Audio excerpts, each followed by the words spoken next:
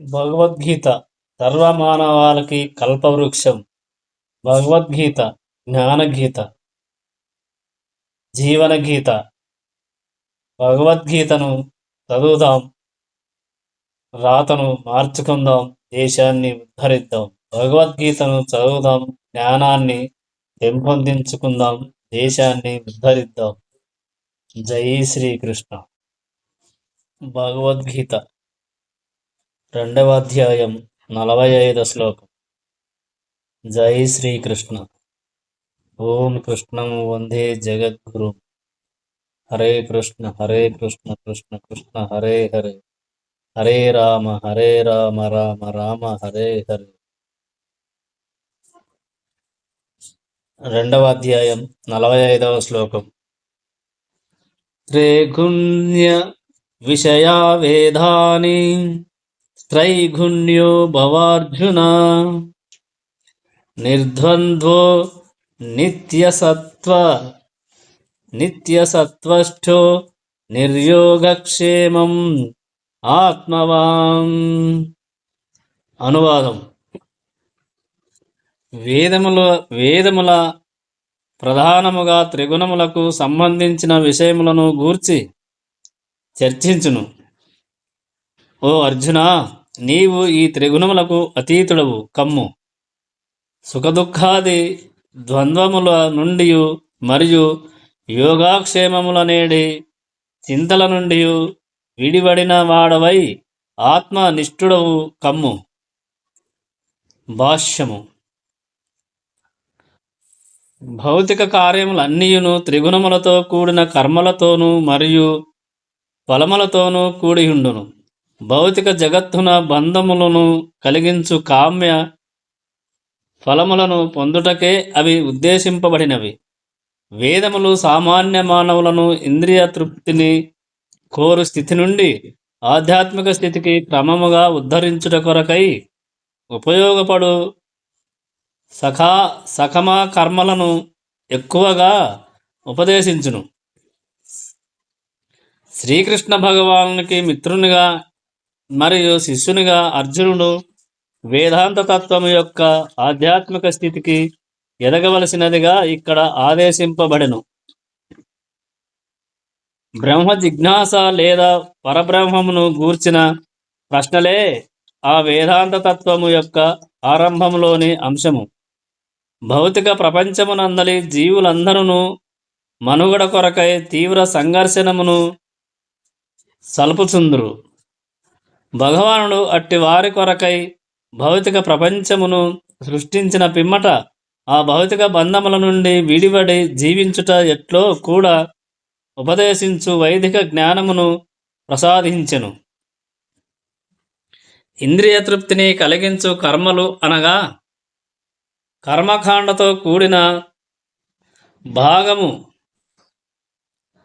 ముగిసినంతనే ఉపనిషత్తుల రూపమున ఆధ్యాత్మికానుభూతిని సాధించుటకు అవకాశము కల్పింపబడినది.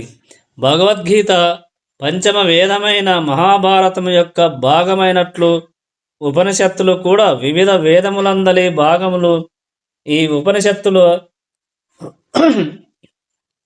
ఆధ్యాత్మిక జీవితారంభమును సూచించును. భౌతిక దేహము నిలిచియున్నంత కాలము కర్మలు మరియు త్రిగుణములకు సంబంధించిన ఫలితములు కూడా నిలిచియుండును. కనుక మానవుడు సుఖదుఖములు, శీతోష్ణము వంటి ద్వంద్వములను సహించుట అభ్యసింపవలెను. అట్టి ద్వంద్వ సహనముచే లాభ నష్టములందు కలత పొందకుండా నుండవలెను. శ్రీకృష్ణుని సత్సంకల్పముపై మానవుడు పూర్తిగా ఆధారపడినప్పుడు అట్టి ఆధ్యాత్మిక స్థితి సంపూర్ణ కృష్ణ చైతన్యమునందు సిద్ధింపగలదు. 2వ అధ్యాయం 46వ శ్లోకం. యావానార్థ ఉదపానే సర్వతః సంప్లూతోదకే తావాన్ సర్వేషు వేదేషు బ్రహ్మణస్య విజానతః. అనువాదం. చిన్న నూతి వలన కలుగు ప్రయోజనములన్నీయును శీఘ్రమే పెద్ద జలాశయమునందలి జలముచే సిద్ధించినట్లు వేదముల సమస్తము ప్రయోజనములు వాని అంతరార్థమును గ్రహించిన వానికి సిద్ధించుచున్నవి. భాష్యము. వేద వాజ్మయమునందలి కర్మకాండ భాగమున పేర్కొనబడిన యజ్ఞములు మరియు కర్మలను క్రమానుగతమైన ఆత్మానుభూతిని ప్రోత్సహించుట కొరకై నిర్దేశింపబడినవి. ఇక ఆత్మానుభూతి యొక్క ప్రయోజనము భగవద్గీత నందు స్పష్టముగా తెలుపబడినది. భగవద్గీత నందు 15:15 నందు స్పష్టముగా తెలుపబడినది. సమస్తమునకు ఆదికారణుడైన శ్రీకృష్ణ భగవానుని ఎరుగుటయే వేదాధ్యయనము గల ముఖ్య ప్రయోజనమని అక్కడ వివరింపబడినది. అనగా శ్రీకృష్ణుని గూర్చియు మరియు అతనితో జీవునికి గల నిత్య సంబంధమును గూర్చియు అవగాహన చేసుకొనటయే ఆధ్యాత్మిక భూతి. శ్రీకృష్ణ భగవానునితో జీవులకు గల సంబంధము కూడా భగవద్గీత 15:7 నందు వివరింపబడినది. జీవులందరూ శ్రీకృష్ణుని అంశలే కనుకనే జీవునిలో కృష్ణ చైతన్యము పునరుద్ధరించుట వేద విజ్ఞానపు పరిపూర్ణ స్థితి. ఈ విషయము శ్రీమద్ భాగవతము 3:33 నందు ఇట్లు నిర్ధారింపబడినది. అహో బతస్వపచో తో ఘరియాన్ యజ్ఞిహగ్రే వర్తతే నామ తుభ్యం తే పుస్తవస్తే జుహూహ సన్నురార్య బ్రహ్మ నూచుర్నామ గృహనింతియేతే. హే ప్రభు, నీ పవిత్ర నామ సంకీర్తన చేయువాడు సునక మాంసమును తిను చండాలుడిని కుటుంబము వంటి అధమ కుటుంబమున జన్మించినను అతడు అత్యున్నత ఆత్మానుభూతి స్థితి నొందినట్టివాడే. అట్టి వ్యక్తి వైదిక కర్మ కలాపములన్నింటినీ అనగా అన్ని విధములైన యజ్ఞములను తపస్సులను ఆచరించినట్టే వానితో సమానమగును. అతడు సమస్త పుణ్య తీర్థములలో స్నానమాచరించినట్టి వానితో వేద గ్రంథములను పలుమార్లు అధ్యయనం చేసినట్టి వానితో సమానుడగును. అట్టి వ్యక్తి ఆర్య కుటుంబమున ఉత్తమోత్తముడుగా పరిగణింపబడును. కనుకనే కేవలము కర్మకాండకు మాత్రమే ఆకర్షితులు కాకుండా ప్రతి ఒక్కరూ వేద ప్రయోజనమును చక్కటి వివేకముతో అవగాహన చేసుకునవలెను. అట్లే మరింత అధికమైన ఇంద్రియతృప్తి కొరకై స్వర్గలోకములను చేరవలెనని వాంఛింపకూడదు. ఈ యుగములో సామాన్య మానవునికి వేదికై కర్మకాండలయందు విధింపబడిన నియమ నిబంధనలనన్నింటినీ అనుసరించుట లేక వేదాంతమును ఉపనిషత్తులను లోతుగా అధ్యయనము చేయుట గాని సాధ్యపడదు. వేదముల ప్రయోజనములను సాధించుటకు అధికమైన కాలము, శక్తి, జ్ఞానము, వనురుల వంటి సాధనముల అవసరముండును. అవన్నీను ఈ యుగమున అత్యంత దుర్లభములు. కానీ పతిత పావనుడైన శ్రీ చైతన్య మహాప్రభువు చేత ఆదేశింపబడినట్లు భగవానుని పవిత్ర నామ సంకీర్తనము ద్వారా వేదముల ఉత్తమ ప్రయోజనము సాధింపబడును. గొప్ప వేద విద్వాంసుడైన ప్రకాశానంద సరస్వతి శ్రీ చైతన్య మహాప్రభువును ఇట్లు ప్రశ్నించెను. మీరు వేదాంత సూత్రములను అధ్యయనము చేయుటకు బదులుగా భావావిష్ణుని వలె భగవన్నామములను ఎందుకు కీర్తించుచుంటిరి? అందుకు మహాప్రభువు తన ఆధ్యాత్మికాచార్యుడు మూర్ఖునిగా భావించి శ్రీకృష్ణుని పవిత్రనామ సంకీర్తన చేయమని ఆదేశించుట చేత తాను ఆ విధముగానే కీర్తిస్తూ ఉన్మాదినైతినని సమాధానమిచ్చిరి. ఈ కలియుగమున జనులలో అధిక భాగము వేదాంత జ్ఞానమును అవగాహన చేసుకొనగలిగినంత విద్యాపాటవము లేని మూర్ఖులుగా నుందురు. అపరాధరహితముగా పవిత్ర హరినామ సంకీర్తనము చేయు వారికి వేదాంత తత్వము ముఖ్య ప్రయోజనము సిద్ధింపగలదు. వేద విజ్ఞానమునందు వేదాంతమే చరమ అంశం. ఈ వేదాంత తత్వమును రచించినవాడు మరియు ఎరిగినవాడును శ్రీకృష్ణ భగవానుడే. భగవానుని పవిత్రనామ సంకీర్తనలో దివ్యానందమును అనుభవించు మహాత్ముడే అత్యున్నత వేదాంతి. ఇది ఏ సమస్త వేద జ్ఞానము యొక్క పరమ ప్రయోజనము.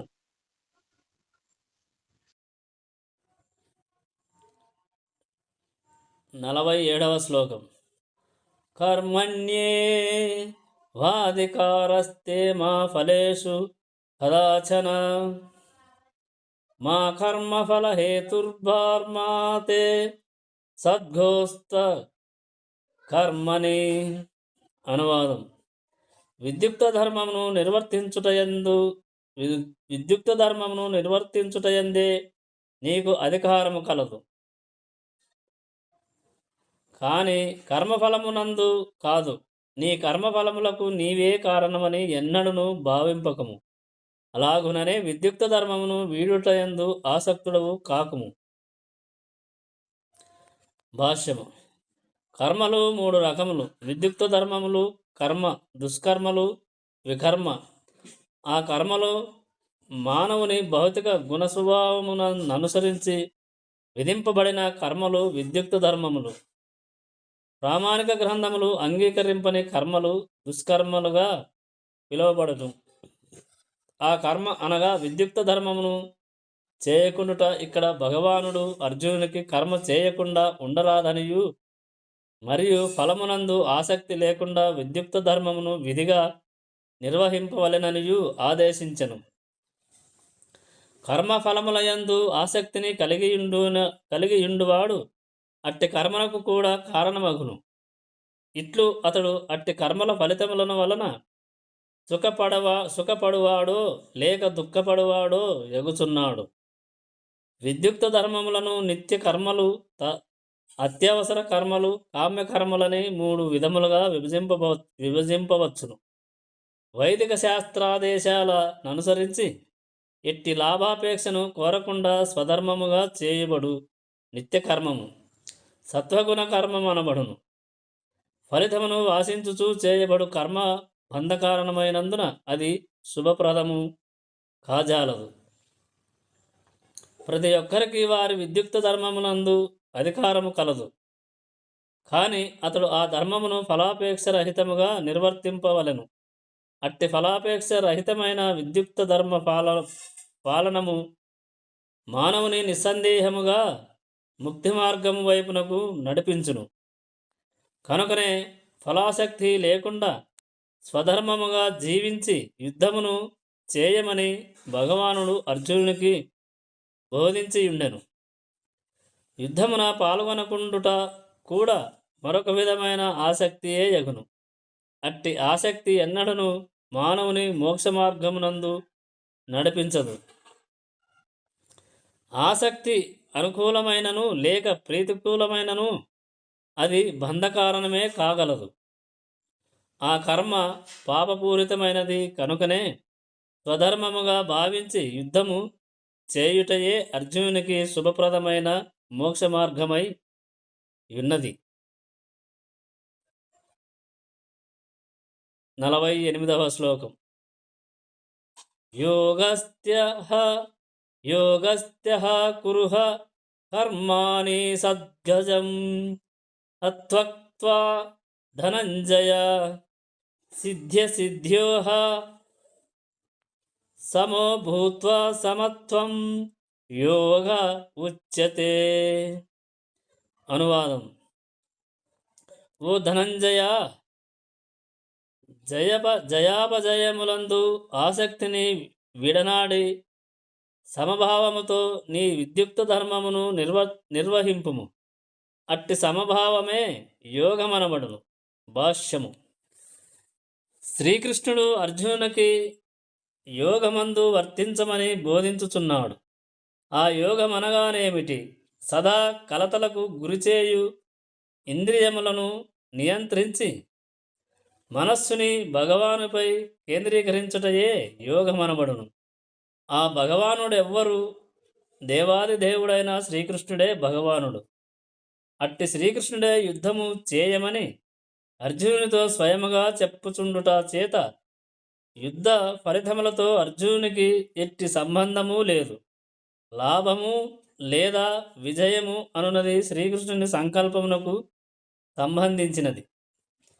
తన ఆదేశానుసారం వర్తించమని శ్రీకృష్ణుడు అర్జునుని ఆదేశించెను. శ్రీకృష్ణుని ఆజ్ఞను అనుసరించుటయే నిజమైన యోగము. అట్టి విధానము కృష్ణ చైతన్యమునందు అభ్యసింపబడును. కృష్ణ చైతన్యమునందే మానవుడు తాను యజమాని అనేడి భావనను విడవగలుగును. మానవుడు శ్రీకృష్ణునికి లేదా శ్రీకృష్ణుని దాసునికి దాసుడు కావలెను. కృష్ణ చైతన్యమునందు స్వధర్మమును నిర్వహించుటకు అది ఏ సరి అయిన మార్గము. అట్టి మార్గమే యోగమునందు వర్తించుటకు అతనికి తోడ్పడగలదు. అర్జునుడు క్షత్రియుడొకటి చేత వర్ణాశ్రమ ధర్మ వ్యవస్థను పాటించువాడు. వర్ణాశ్రమ ధర్మముల ముఖ్యోద్దేశము విష్ణువును సంతృప్తి పరచుటయేనని విష్ణు పురాణమునందు చెప్పబడినది. ఈ భౌతిక జగత్తునందు ప్రతి ఒక్కరును స్వార్థముతో కూడిన స్వీయ తృప్తినే వాంఛింతురు. కానీ వాస్తవమునకు ప్రతి ఒక్కరూ శ్రీకృష్ణున్నే సంతృప్తి పరచవలనే కానీ తమ ఇంద్రియ తృప్తికై ఆరాటపడరాదు. అనగా శ్రీకృష్ణుని సంతృప్తి పరుపనదే వర్ణాశ్రమ ధర్మ నియమములను ఎవ్వరునూ చక్కగా పాటింపలేరు. శ్రీకృష్ణుడు తెలిపినట్లుగా వర్తింపవలెనని అర్జునుడు పరోక్షముగా ఆదేశింపబడుచున్నాడు. 2వ అధ్యాయం 49వ శ్లోకం. దూరేణ హ్యవరం కర్మ బుద్ధి యోగాద్ధనంజయ బుద్ధౌ శరణమన్విచ్య కృపానాః ఫలహేతవః. అనువాదం. ఓ ధనుంజయ, భక్తియుక్త సేవచే హీనకర్మలనన్నింటినీ దూరము చేసి ఆ భావనలోనే భగవానుని శరణు వేడుము. కర్మఫలములను అనుభవింపగోరువారు లోబులు. భాష్యము. శ్రీకృష్ణ భగవానుని నిత్య దాసునిగా తన నిజస్థితిని అవగతం చేసుకునినవాడు కృష్ణ చైతన్యమునందు వర్తించుట తప్ప మిగిలిన కార్యకలాపములన్నింటినీ త్యజించును.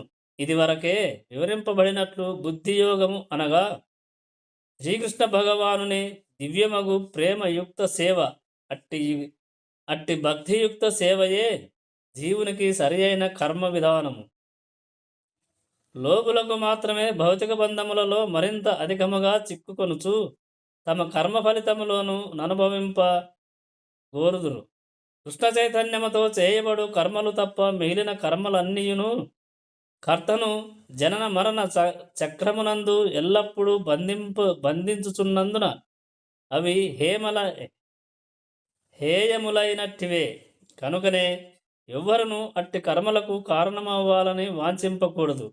ప్రతి కర్మయు శ్రీకృష్ణుని సంతృప్తి కొరకై కృష్ణ చైతన్యముతో నిర్వర్తింపవలెను. లోబులు కష్టముతో లేదా అదృష్టముతో సంపాదించిన ధనమును ఎట్లు వినియోగింపవలెనో ఎరుగరు. వాస్తవమునకు మానవుడు తన శక్తి సామర్థ్యములన్నింటినీ కృష్ణ చైతన్యము కొరకే వినియోగింపవలెను. అది ఏ మానవుని జన్మను పరిపూర్ణం చేయగలదు.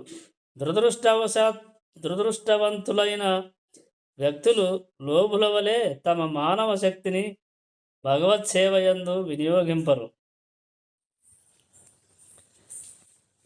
50వ శ్లోకం. బుద్ధియుక్తో జహతీహ ఉభే సుకృత దుష్కృతే తస్మాద్యోగాయ యజస్వ యోగాః కర్మసు కౌశలం. అనువాదం. భక్తియుక్త సేవయందు నియుక్తుడైన వాడు ఈ జన్మమునందే సుకృత దుష్కృత ఫలముల నుండి విముక్తుడగును. అందుచే సర్వకర్మలయందలి నేర్పి నేర్పరు నేర్పు అయినటువంటి ఆ యోగము కొరకు యత్నింపుము. భాష్యము. అనాది కాలం నుండి ప్రతి జీవుడు తాను చేసిన వివిధములైన సుకృత దుష్కృత ఫలములను రోగు చేసుకొని ఉన్నాడు. కనుకనే అతడు తన నిజస్థితిని కూర్చి ఎరుగులేకున్నాడు. జీవుని అట్టి అజ్ఞానము భగవద్గీత ఉపదేశముచే నశించిపోగలదు. శ్రీకృష్ణ భగవానునికి అన్ని రకములుగా శరణ పొందుటచే జన్మ జన్మల నుండి కలుగుతున్న కర్మలు మరియు వాటి క్రియా ప్రతిక్రియ ఫలములనే గొలుసుల నుండి విముక్తి నొందవచ్చును నని భగవద్గీత జీవునికి బోధించుచున్నది. కనుకనే కర్మఫలములను శుద్ధి చేయు విధానమైనటువంటి కృష్ణ చైతన్యమునందు కర్మ నునరింపమని అర్జునుడు ఆదేశింపబడెను.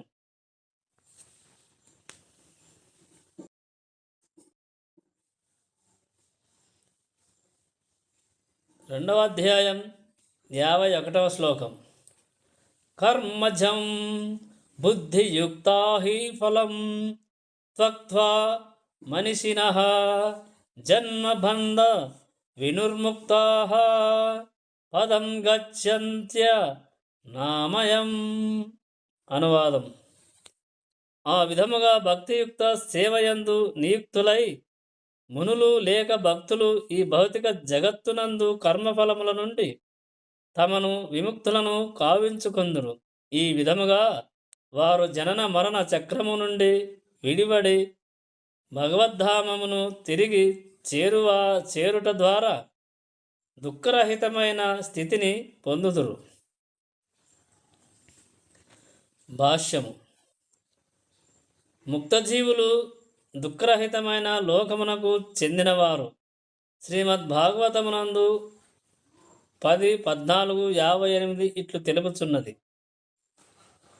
సమాశ్రితాయే పదపల్లవప్లవం మహత్పదం పుణ్యయశో మురారేహ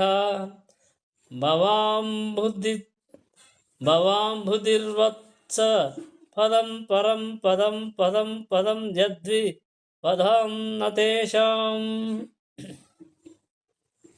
భౌతిక సృష్టికి శరణ్యుడు మరియు ముక్తినిచ్చువాడు లేక ముకుందునిగా ప్రసిద్ధి నొందినవాడు అగు భగవానుని పాదపద్మములనేడి నౌకను ఆశ్రయించిన వానికి సంసార సాగరము గోవత్స ఆవుదూడ పాదముద్రయందలి జలము కాగలదు.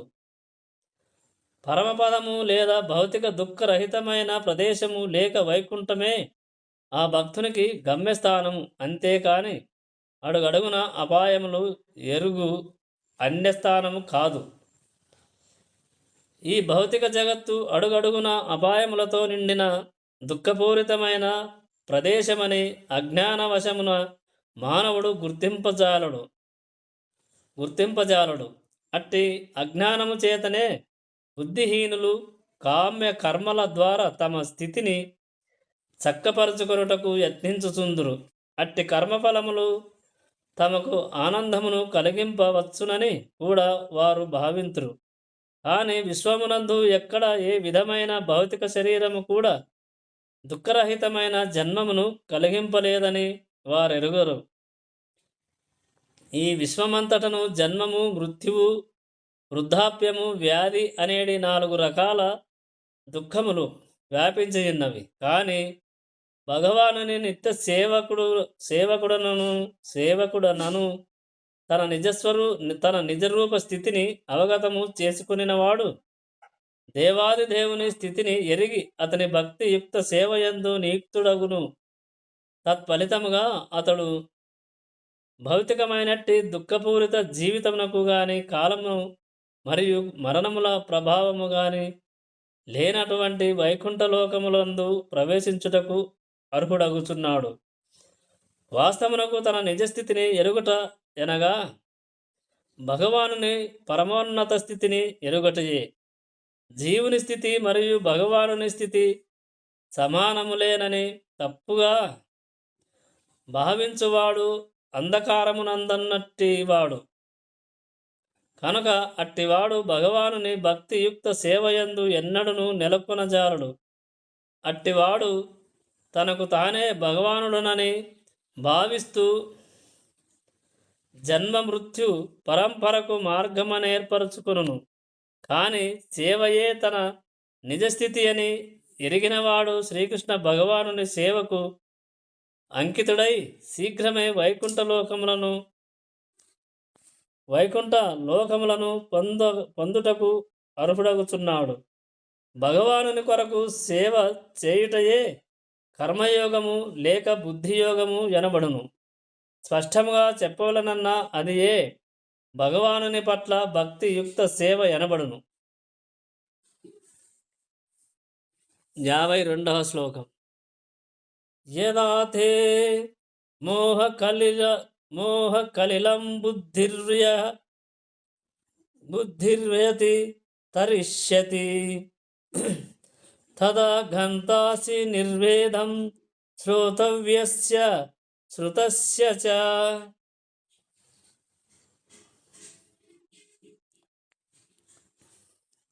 అనువాదం.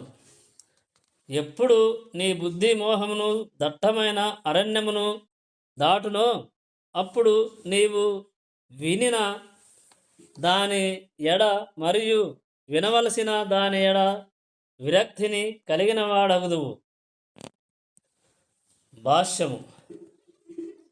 కేవలము భగవానుని పట్ల భక్తియుక్త సేవయందు నెలకొని వేదశాస్త్ర గ్రంథములందు చెప్పబడిన కర్మ విధులను నిర్లక్ష్యపరచిన మహాభక్తుల జీవితముల ఉదాహరణములు అనేకము గలవు. మానవుడు వాస్తవముగా శ్రీకృష్ణుని గూర్చియు మరియు శ్రీకృష్ణునితో తనకు గల సంబంధమును గూర్చియు ఎరిగినప్పుడు తాను అనుభవజ్ఞుడైన బ్రాహ్మణుడు అయినప్పటికీ అతడు పూర్తిగా అన్ని విధములైన కామ్యకర్ముల ఎడ సహజముగానే విరుక్తుడగును. పరమభక్తుడను మరియు గౌడీయ భక్తి పరంపరలో ఆచారుడైన శ్రీ మాధవేంద్రపురి ఈ క్రింది విధముగా చెబుతున్నాడు. సంధ్యావందన భద్రమస్తు భవతో భోః స్నాన తుభ్యం నమో భోదేవః పితరచ్చ తర్పణ విధౌ నహం క్షమః క్షమ్యతాం యత్ర క్యాభి నిషధ్య యాదవకులోత్తమస్య కంసద్విషః స్మారం స్మారమఘం రామామి తదలం మన్యే కిమన్యేన మే.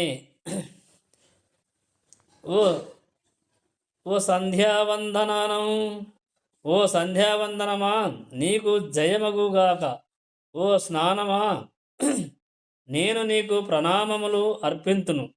ఓ దేవతలారా, ఓ పితృదేవతలారా, మీకు తర్పణములను అర్పించలేని నా ఆసక్తతకు నన్ను దయచేసి క్షమింపుడు. ఇప్పుడు నేనెక్కడ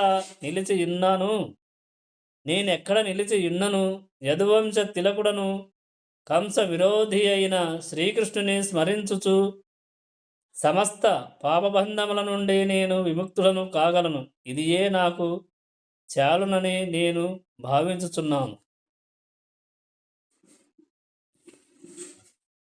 త్రిసంధ్యలయందును వివిధ స్థుతులను కావించుట, ప్రాతకాలమునందే స్నానము చేయుట, పితృదేవతలకు తర్పణములొసగుట వంటి వేద విహిత కర్మలు మరియు పద్ధతులు ప్రారంభ దశనందున్న భక్తులకు తప్పనిసరి అయినవి. కానీ ఎవరైనను పూర్తి కృష్ణ చైతన్యవంతుడై దేవాది దేవుని ప్రేమయుక్త సేవయందు నెలకొనినప్పుడు అతడు ఈ విధి విధానములన్నింటినీ నిర్లక్ష్య పరచును. ఎందుకనగా అతడు ఇదివరకే పరిపూర్ణత్వమును పొందియుండెను. శ్రీకృష్ణ భగవానుని భక్తియుక్త సేవ ద్వారా మానవుడు ఉత్తమ అవగాహన స్థితిని పొందగలిగినచో శాస్త్ర గ్రంథములందు నిర్దేశింపబడిన వివిధములైన తపస్సులను గాని యజ్ఞములను గాని అతడు చేయనవసరం లేదు. అట్లే అతడు వేదముల ముఖ్యోద్దేశము శ్రీకృష్ణుని పొందుటయేనని గ్రహింపక కేవలము కర్మకాండలయందే నిమగ్నమైనచో వాటి వలన అతడు కాలమును వృధా చేసినట్లే యగును. కృష్ణ చైతన్యవంతులు శబ్ద బ్రహ్మ పరిమితులకు లేక వేదోపనిషత్తుల ఆదేశములకు అతీతులగుదురు. 53వ శ్లోకం. శృతి విప్రతిపన్నాతే యదా స్థాస్యతి నిశ్చలా సమాధావచలా బుద్ధిస్తస్తదా యోగమవాప్యసి. అనువాదం. ఎప్పుడు నీ బుద్ధి వేదములందలి మృదు మధురమైన వాక్కులచే కలతనొందక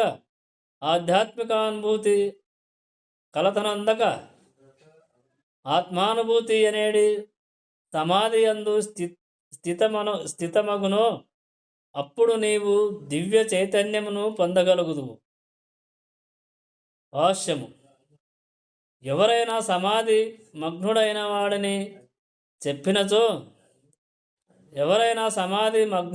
వాడని చెప్పినచో అతడు కృష్ణ చైతన్యమును పూర్తిగా అనుభూతి నొందినవాడని అర్థము.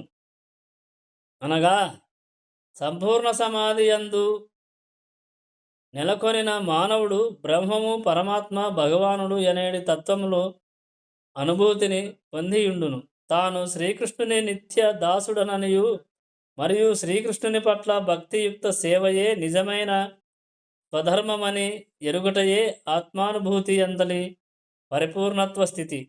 కృష్ణ చైతన్యవంతుడు లేక శుద్ధ భక్తుడు ఎన్నడూను వేదముల మృదు మధురమైన వాక్కులచే ఆకర్షింపబడి స్వర్గలోకములను పొందుటకై కామ్యకర్మల యందు నెలకొనరాదు. కృష్ణ చైతన్యవంతుడు శ్రీకృష్ణునితో ప్రత్యక్ష సంబంధమును పొందును కనుక అట్టి ఆధ్యాత్మిక స్థితి యందు అతడు శ్రీకృష్ణుని ఆదేశములన్నింటినీ గ్రహింపగలుగును. అట్టి కర్మల ద్వారా అతడు తప్పక సత్ఫలితములను, నిశ్చలమైన జ్ఞానమును పొందగలుగును. దాని కొరకై అతడు శ్రీకృష్ణుని లేదా అతని ప్రతినిధి అయిన ఆధ్యాత్మికాచార్యుని ఆదేశములను మాత్రమే నిర్వహింపవలసి ఉండును.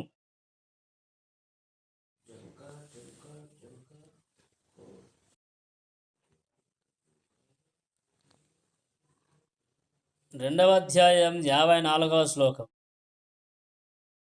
అర్జున ఉవాచ.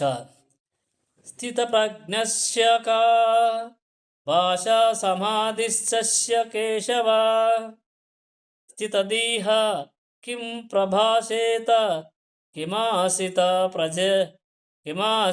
వ్రజేత కిం. అనువాదం. అర్జునుడు పలికెను, ఓ కృష్ణ, సమాధి మగ్నమైన చైతన్యము గలవాని లక్షణములెట్టివి? అతడు ఎట్లు భాషించును? అతని భాష ఎట్టిది? అతడెట్లు కూర్చుండును మరియు ఎట్లు నడుచును? భాష్యం. ప్రతి మానవునికి తన ప్రత్యేక స్థితిని అనుసరించి కొన్ని లక్షణములు ఉండునట్లుగా కృష్ణ చైతన్యవంతుడు కూడా తన ప్రత్యేక స్వభావమునకు తగినటువంటి మాట, నడక, ఆలోచన, భావానాదులు కలిగి యుండును. ధనికుడైన వాడు ధనికునిగా గుర్తింపబడుటకై కొన్ని ప్రత్యేక లక్షణములను కలిగి ఉండునట్లుగా మరియు రోగి అయిన వాడు రోగిగా గుర్తింపబడుటకు కొన్ని లక్షణములను కలిగి ఉండునట్లుగా విద్వాంసునికి కొన్ని ప్రత్యేక లక్షణములు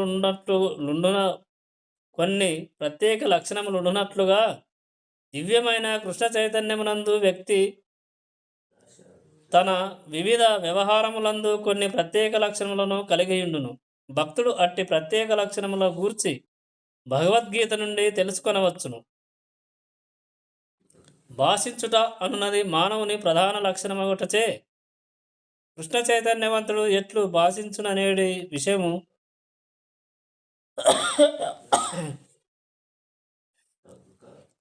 అత్యంత ముఖ్యమైనది. మూర్ఖుడు భాషించినంత వరకే మూర్ఖుడుగా గుర్తింపబడనేడి మూర్ఖుడుగా మూర్ఖుడు భాషించనంత వరకే మూర్ఖుడుగా గుర్తింపబడనేది తెలిసిన విషయమే. మూర్ఖుడు చక్కటి దుస్తులను ధరించినను అతడు భాషించినంత వరకే మూర్ఖుడుగా బడకున్నను అతడు భాషించినంతటనే నిజస్థితి వెల్లడియగును. కృష్ణ చైతన్యవంతుని ముఖ్య లక్షణమేమనగా అతడు కేవలము శ్రీకృష్ణుని గూర్చి మరియు అతనికి సంబంధించిన విషయములను గూర్చి మాత్రమే భాషించును. క్రింద తెలపబడనున్నట్లు ఇతర లక్షణములు సహజముగానే సమకూరును. 55వ శ్లోకం. శ్రీ భగవానువాచ ప్రజాహతి యదా కామాన్ సర్వాన్ పార్థమనోగతాన్ ఆత్మన్యేవాత్మనా తుష్టః స్థితప్రజ్ఞస్తదోచ్యతే. అనువాదం. దేవాది దేవుడు పలికను, ఓ పార్థ, మనోకల్పితములైన ఇంద్రియ తృప్తిని కలిగించు సర్వ విధములైన కోరికలను మానవుడెప్పుడు త్యజించునో మరియు ఆ విధముగా శుద్ధపడిన మనస్సు ఎప్పుడు ఆత్మయందు తృప్తి నొందునో అప్పుడతడు స్థితప్రజ్ఞుడని చెప్పబడును. భాష్యము. శ్రీకృష్ణ చైతన్యమునందు లేక భక్తియుక్తమైన భగవత్సేవయందు పూర్తిగా నెలకొనినట్టి వ్యక్తి సమస్త సాధు సద్గుణములను కలిగి యుండుననియు అట్లు దివ్యమైన ఆధ్యాత్మిక స్థితి యందు నెలకొనినవాడు తన మనోకల్పనలను ఆశ్రయించుచుండుటచే ఎట్టి సద్గుణములను కలిగి యుండజాలడనియు శ్రీమద్భాగవతము 5:18-12 చెప్పుచున్నది. కనుకనే మనోకల్పితములైన అన్ని రకాల ఇంద్రియ భోగములను మానవుడు త్యజింపవలెనని ఇక్కడ చక్కగా చెప్పబడినది. వాస్తవమునకు అట్టి ఇంద్రియ వాంఛలను కృత్రిమముగా త్యజించుట కష్టము. కానీ ఎవరైనను కృష్ణ చైతన్యమునందు నెలకొనినంతనే ఆ ప్రయత్నముగా బాహ్య ప్రయత్నములేవీ లేకుండా ఇంద్రియ వాంఛలన్నీయు నశించిపోవును. కనుకనే మానవుడు నిస్సంకోచముగా కృష్ణ చైతన్యమునందు నెలకొనవలెను. ఎందుకనగా ఈ భక్తి యుక్త సేవయే మానవుని ఆధ్యాత్మిక స్థితి నందనుకొనుటకు వెంటనే తోడ్పడును. పరిపక్వ బుద్ధిగల జీవుడు మహాత్ముడైనట్టివాడు తాను భగవానుని నిత్యదాసుడునని గుర్తించి సదా తన యందు తానే తృప్తి నొందుచుండును. అట్టి ఆధ్యాత్మిక స్థితి యందు నెలకొనినట్టి వ్యక్తి తుచ్చమైన భౌతిక ఇంద్రియ వాంఛలకు లోబడి ఉండడు.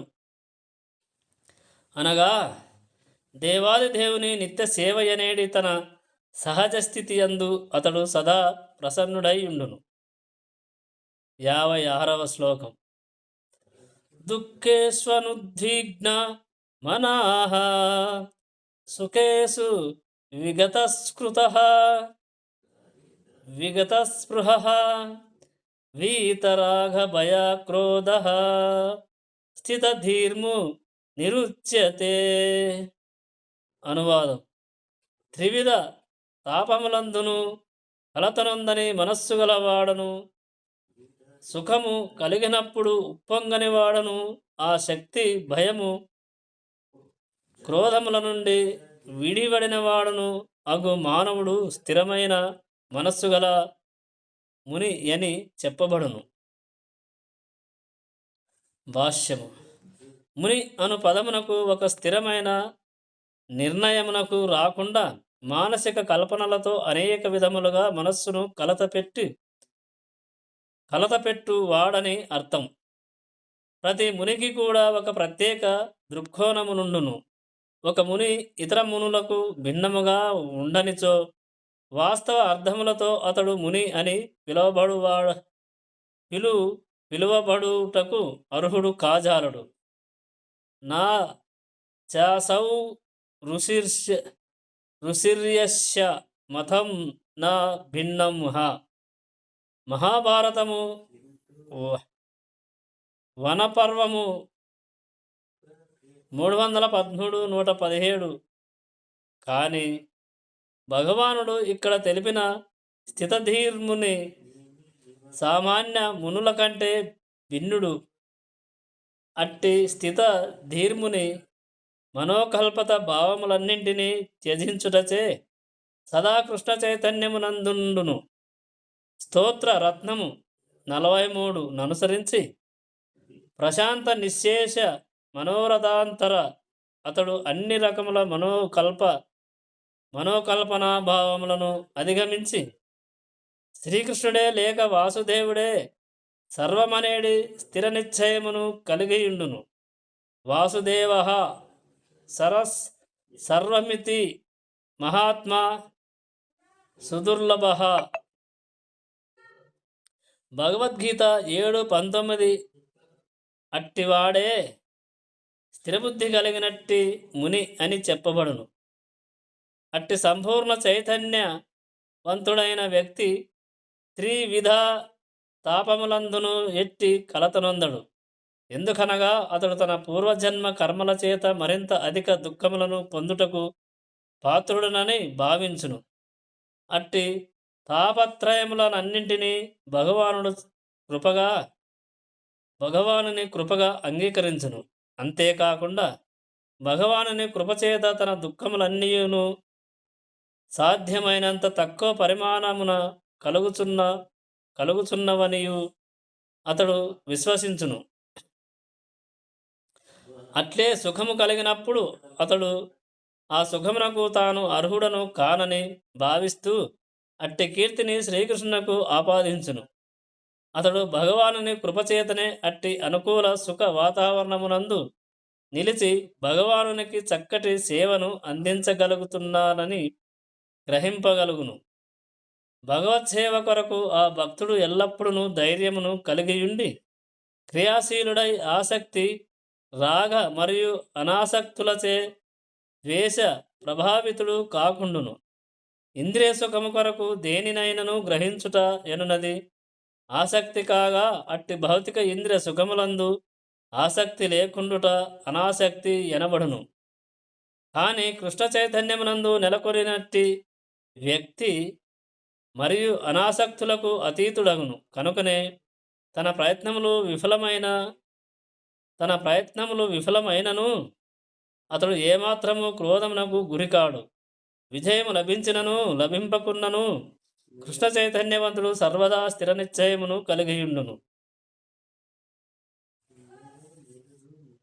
జై శ్రీకృష్ణ. భగవద్గీత జ్ఞానగీత. ఈ భగవద్గీతను మీకు తెలిసినంతగా ఈ జ్ఞానమును మరికొంతమందికి పంచవలసినదిగా మా మనవి. భగవద్గీతను చదవండి, మీ రాతను మార్చుకోండి, దేశాన్ని ఉద్ధరించండి. ఓం కృష్ణం వందే జగద్గురు. భగవద్గీత జ్ఞానగీత సర్వమానవాళికి కల్పవృక్షం. జై శ్రీకృష్ణ.